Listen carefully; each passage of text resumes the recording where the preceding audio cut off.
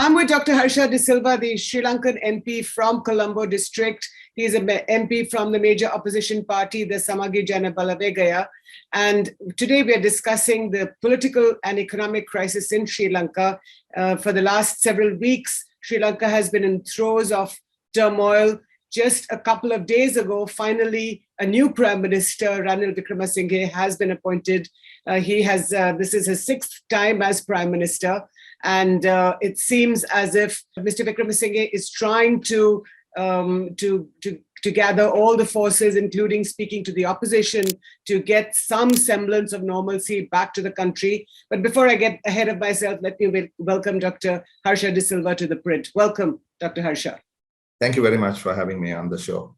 So you are in Colombo, I'm in New Delhi, of course. And my first question to you is, what is your comment on the appointment of Ranil Wickremesinghe as Prime Minister of Sri Lanka?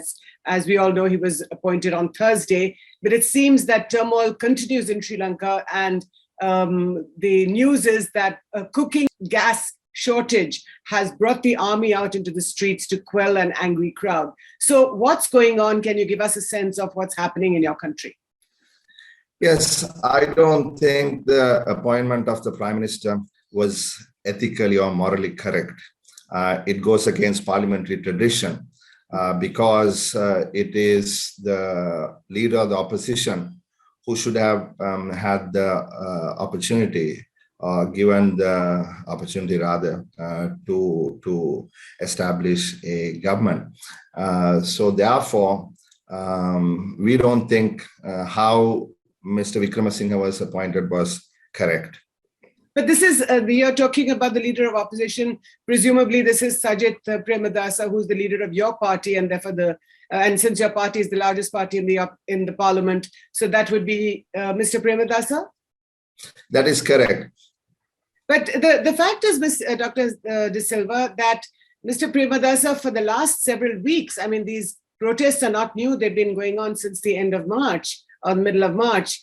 And finally, we hear that he said that he is ready to become Prime Minister if Gotabaya Rajapaksa, the president, resigns.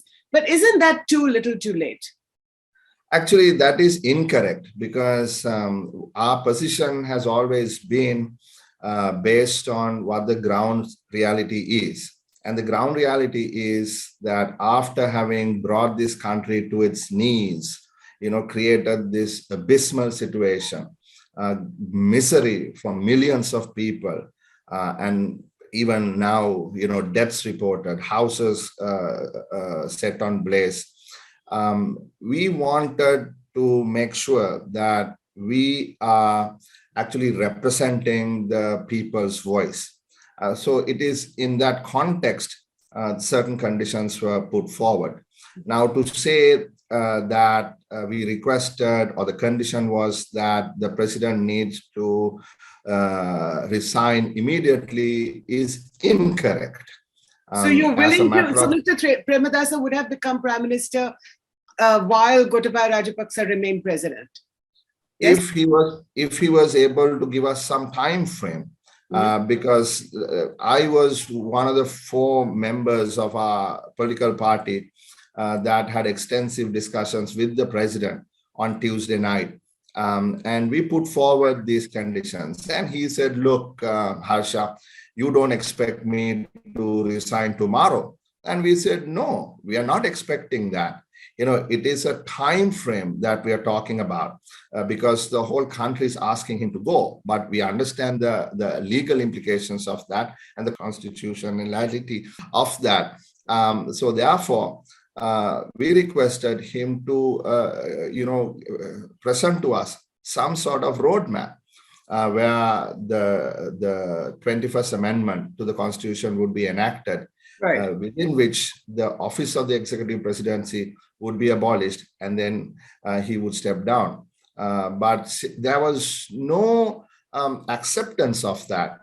So that is the reason that Mr. Premadasa was not able to take up the offer without any let us not use the word assurance, but at least a broad undertaking for that to happen.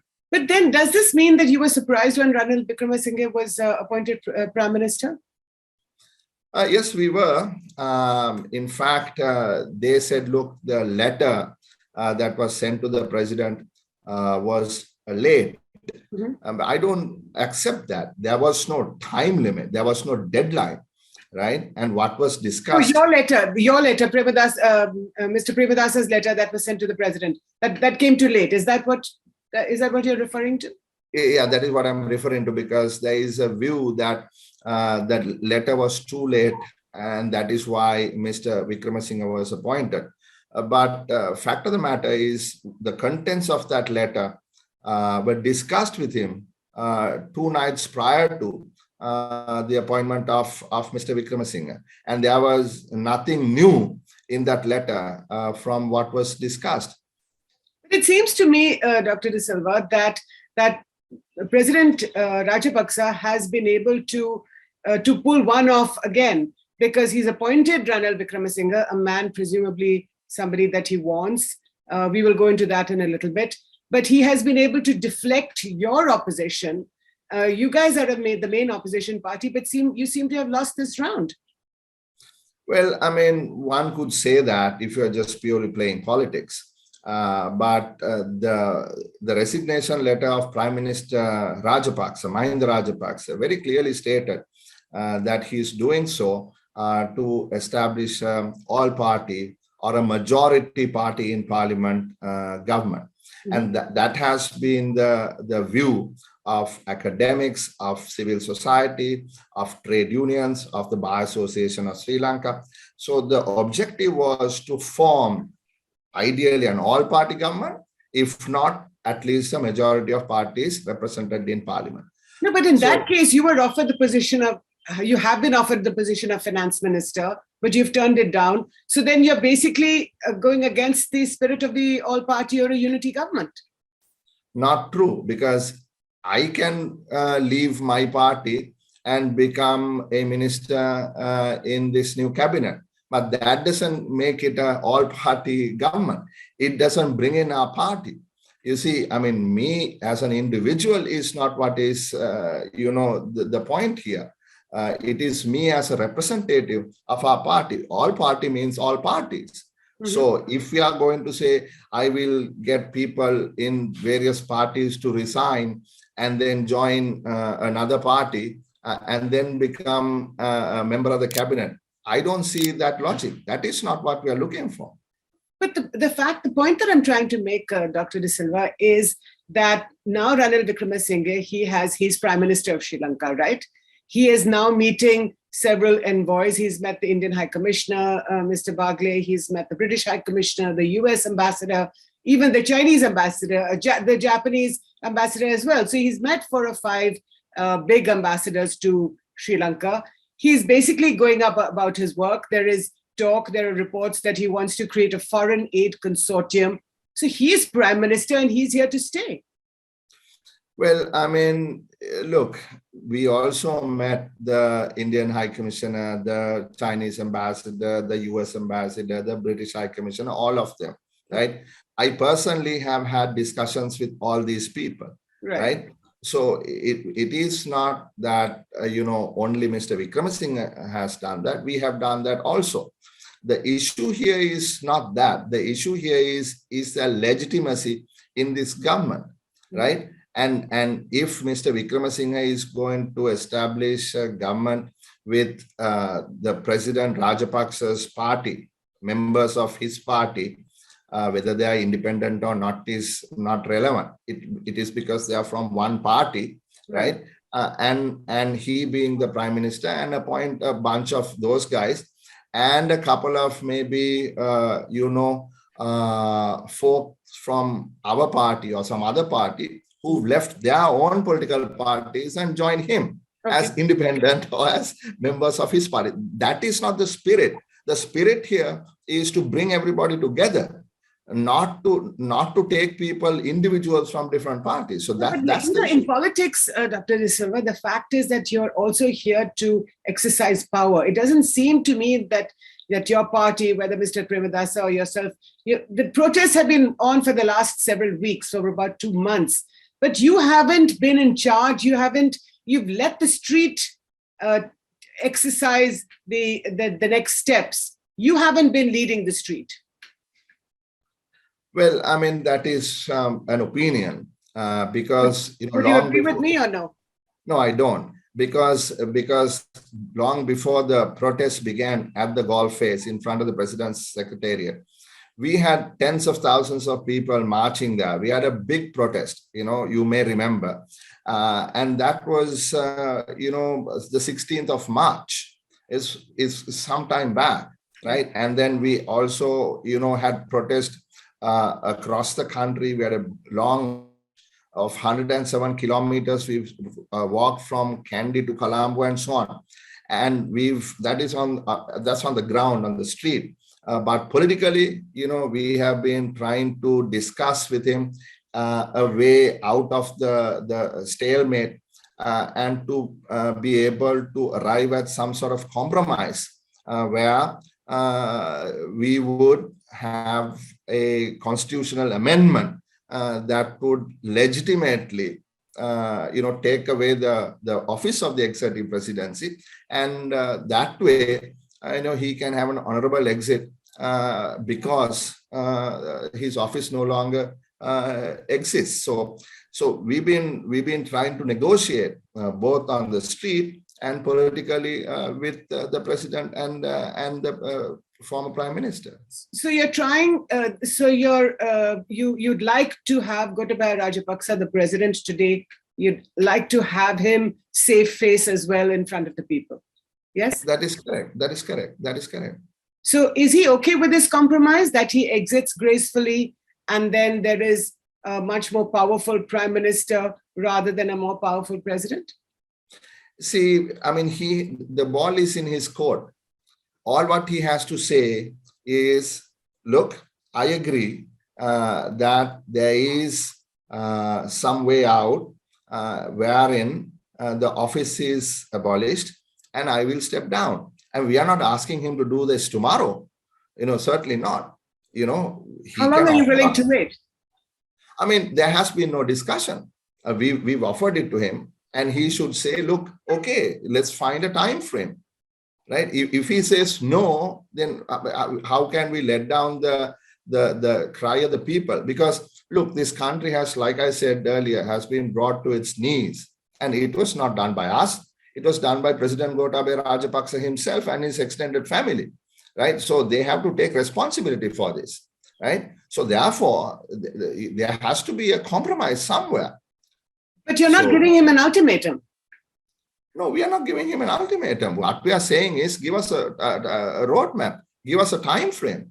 Right? If there's a roadmap and a time frame, then certainly we can create an all-party or majority-party government. But why are you not giving him an ultimatum? If you feel that he has damaged the country, he and his brother Mahinda Rajapaksa and the extended Rajapaksa family have damaged the country and the politics of Sri Lanka, why are you not giving him an ultimatum today? Look, I mean, we have to work within the constitution of this country, right? We don't want to destabilize the entire structure, right? We believe in the parliamentary system. We believe in democracy, right? And we believe in the constitution of this country. So we don't want to be extra constitutional, right? We want to work within the constitution. So that is why we've offered him, this way out. So if he's not willing to accept that, then this stalemate will continue. But how long is it going to continue? I mean, it can't continue forever, can it? No, certainly not. I mean, now that the prime minister has been appointed, if the president is not willing to negotiate on the time frame, then we will stay in opposition, and then we will extend our support to Mr. Wickremesinghe to carry out his economic revival plan. We don't want to scuttle that. Please note, we are not trying to scuttle the new government. We are not going to do that, right? That is not in the spirit of, being a responsible opposition, right? And on the negotiations with the IMF, on the debt restructuring, on the reforms, we will support him, right? We will support him, right? And I'm being totally honest here. We have nothing against Mr. Wickremesinghe. In fact, he's I was brought to politics by him. We have great respect for the Prime Minister. It is nothing personal or nothing about Mr. Wickremesinghe. It's about Mr. Rajapaksa, right? So therefore, we need to dichotomize the two issues, right? So if we cannot establish an all-party government, I don't know how stable this government is going to be and how legitimate this government is going to be. So, right? for the moment, you're not going to pull down the government of Mr. Wickremesinghe. You've given President Rajapaksa a time frame. You are not giving him an ultimatum in the larger interests of the country, but you're willing to give him a long rope. That is correct. You hit the nail on the head. But you're hoping that with this long rope, he may make it into a noose and perhaps make his own decisions and do what is best for the country.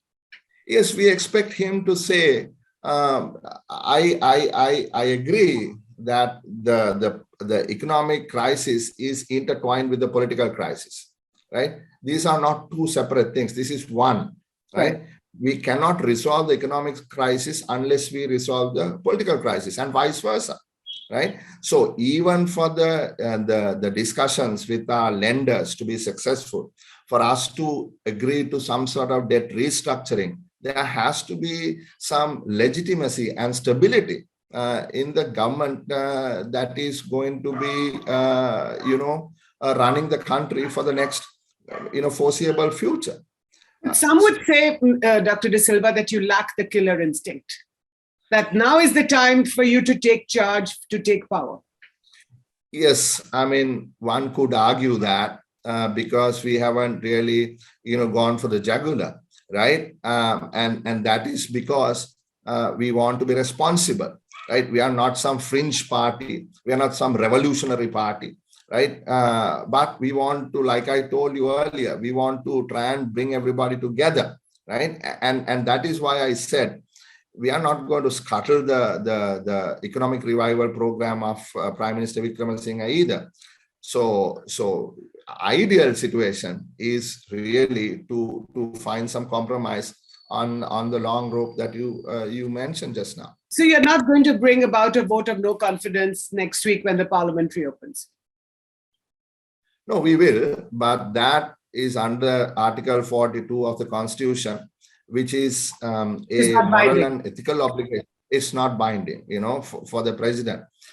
So we shall see how the MPs are going to vote, whether they want to say, look, they have full confidence in the president, when the whole country is saying, no, they don't have any confidence in the president.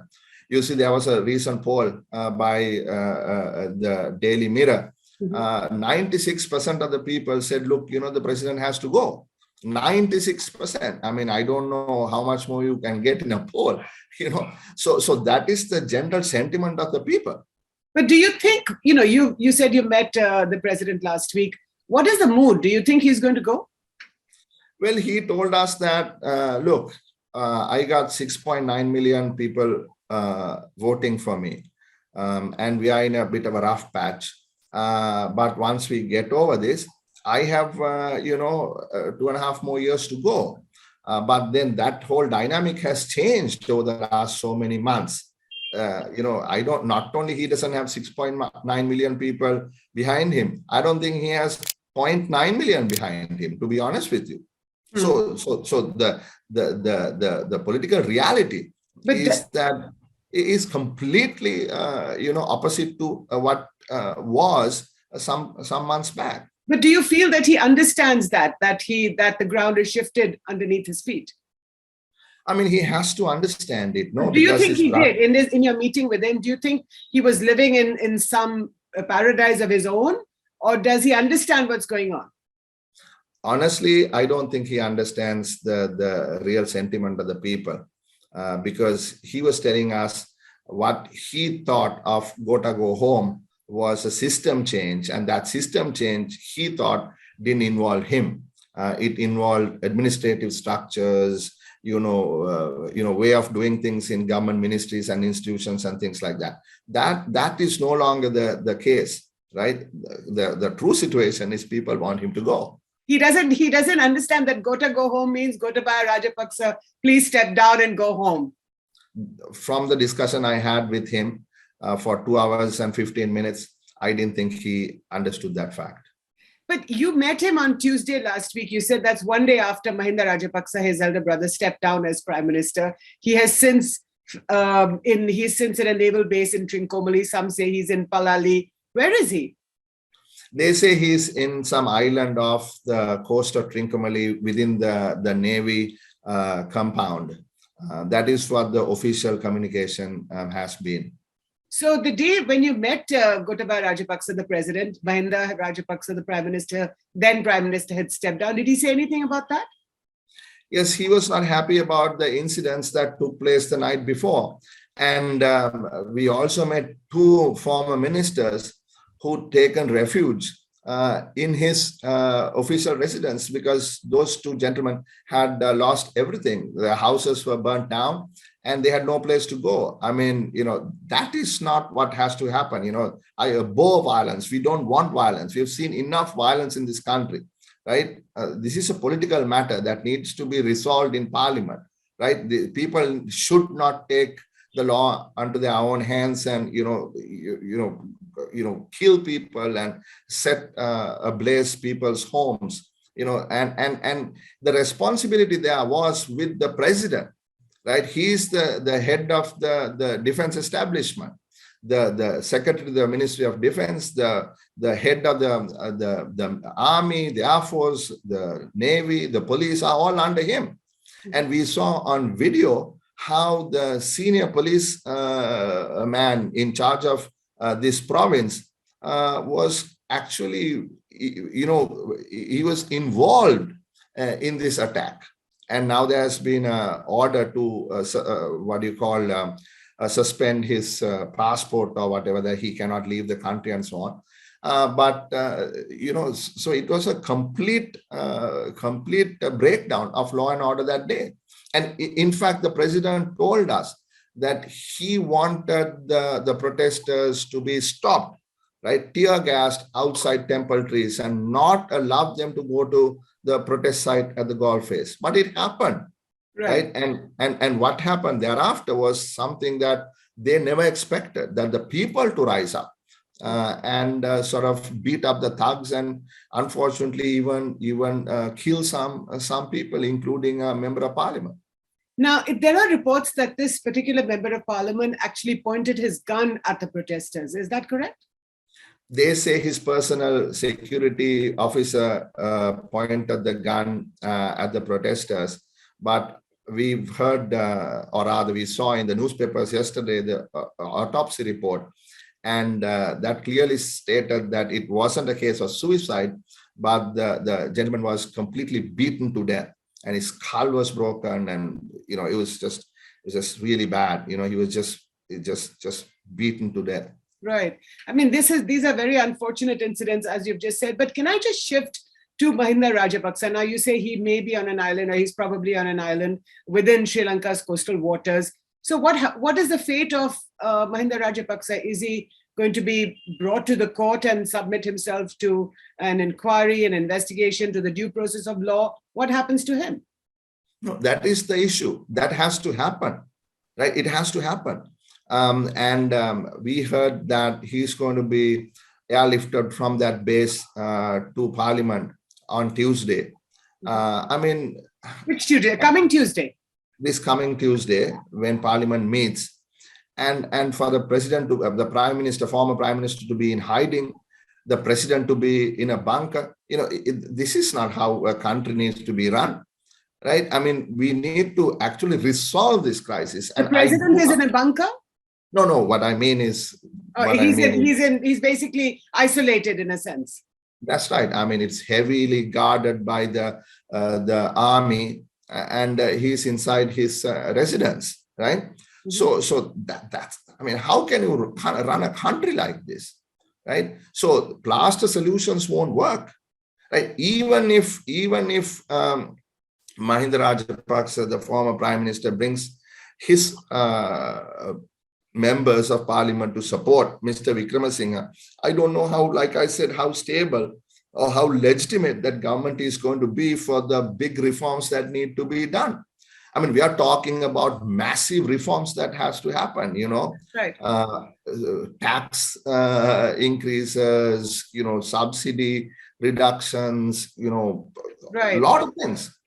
So you've heard that Mahinda Rajapaksa is going to be brought in a helicopter from this island off the coast of Trincomalee to the Parliament building in the heart of Colombo. That is what we hear. I don't know how accurate that is, but this is what we heard. But why would he be brought to the Parliament? This is for the Parliament session to participate in the session? Yes, because there's going to be a vote of no confidence, or actually, like you said, it's a non-binding vote expressing displeasure. That's how it is worded. And they will have to have the numbers to try and win or defeat that motion. So they would try their best to bring everyone into the parliament chamber. So these reports that he may flee Sri Lanka and go to some other country, these are not correct? Well, I don't know. There's a lot of social media chatter. I heard my colleague of the TNA, Mr. Sumandran, said something like that to you. I don't know if he did say that or not, but I honestly don't think he will flee. He's been in politics for 50 years. He needs to be able to deal with it with the people of this country. So he should come back and submit himself to the due process of law, and then the law should take its course. Yes, this need not be political. But do you know if other countries, whether it's whether it's the US or UK or Norway has always been a big player inside Sri Lanka and very much wanted to be part of the peace talks earlier when the LTT was sort of at the head of the civil war. Now, are any of these countries, are they saying that let Mahinda Rajapaksa go? We have not discussed that with anyone, to be honest with you, because there was no need for him to flee, or there was no need for him to go into a Navy installation until the riots broke out, which actually started from his official residence. The thugs who came to his official residence started attacking mercilessly people, including women and children. And that is what, compromised his own security. And his temple trees, the official residence of the Prime Minister, was surrounded. And I think with great difficulty, they evacuated him from his house and flew him out in a Sri Lanka Air Force helicopter to Trincomalee.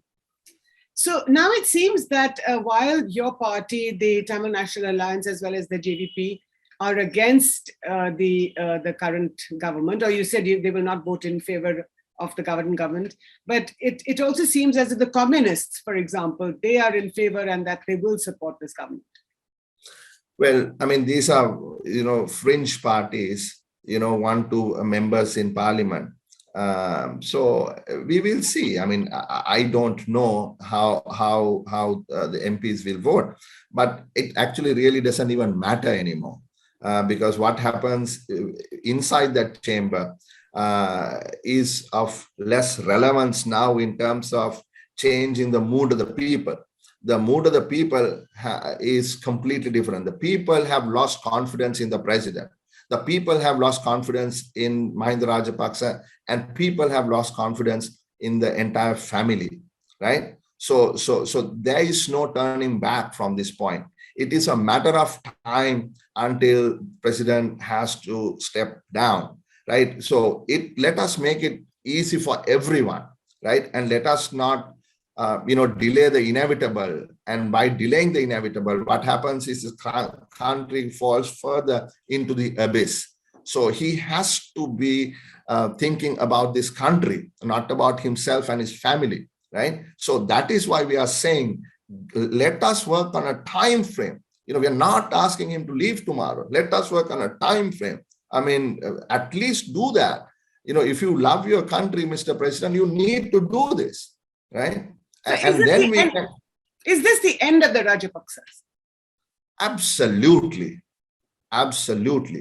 There is no coming back for the Rajapaksas. There's no way.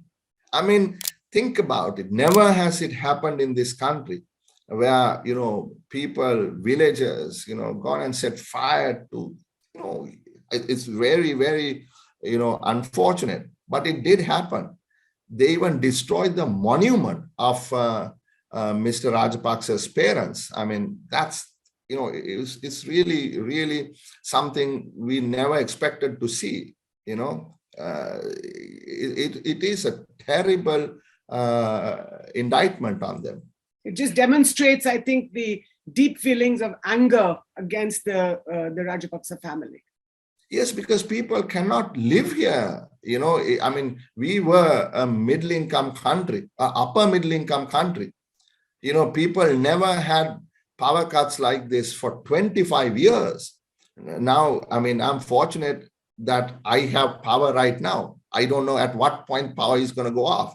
5-6 hours power cuts even now. I mean, if you look at the queues for cooking gas, it's unbelievable. It's kilometers long. And there is absolutely no diesel, right? And there's only 92 petrol. How people who are living in apartment buildings, they have nowhere to cook a meal. I'm talking of people who live in the city because they have no power. And even if they had power, they don't have electric stoves, right? They're used to gas. Gas is not there. They have no place to even have a hearth. If it is in the village, okay, you can light a traditional hearth and cook your food. You can't do that, right? There is no milk powder. There is no medicine. I mean, this is absolute misery for people.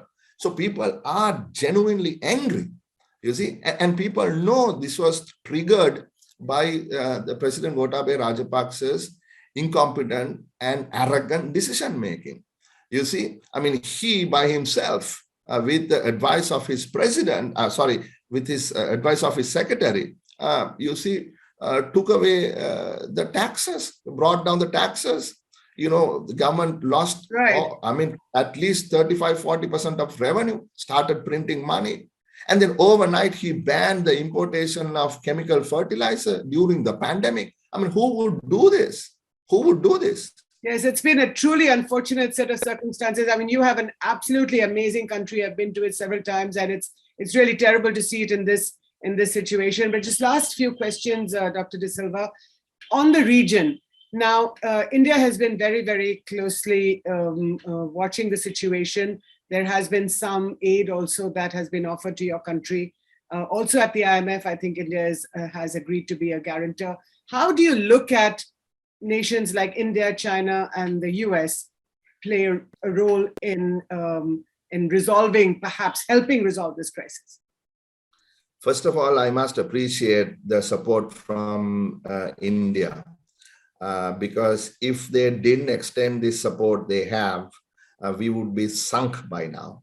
To give you some figures, the aid package, including the credit lines that have already been used and have been offered till the end of the year, plus various swaps, fuel credit lines, food, medicine, adds up to $5 billion US. That's a lot of money, right? And that is what is keeping us going at the moment, right? So we appreciate that genuinely. Now, other countries haven't really been that helpful. And for us to even find a way out through some bridging finance, maybe through a rapid financing instrument at the IMF or some other means, we still need to survive, the next several weeks in order to get there. Right. So if the international community is not going to extend further assistance, I don't know what will happen here. But China has been a close friend of Sri Lanka's. The massive infrastructure projects that are being funded by the Chinese, what are they saying? Well, the Chinese have given us some credit facilities. They have extended to us a yuan swap, but the volume hasn't been anywhere near what India has extended to us. So that's the reality. But do you blame that? Do you blame the Mahinda Rajapaksa relationship with the Chinese government? And do you think that that was perhaps the beginning of this whole crisis? Well, I mean, Mahinda Rajapaksa government was very close to China, but several incidents that triggered the sort of the falling out between the two. One was the fertilizer import matter, right? Where, a fertilizer consignment was brought and they said, it's contaminated and take it back, and that whole issue. Right. And there's another issue was awarding of a contract on building a highway, which the Chinese contractor or the tenderer said was $880 million less than the one they were going to award it to. So there was a big falling out there, and there would have been other issues, but those are the recent two events that triggered this situation with China. Well, I think I'll have to leave it there. Dr. Harsha de Silva, thank you so much for your time. And I do hope that, and we are all watching the situation very closely, we do hope that things get better sooner than later. But all the best. And thank you again for sparing the time to talk to me at ThePrint. Thank you very much for having us on the show.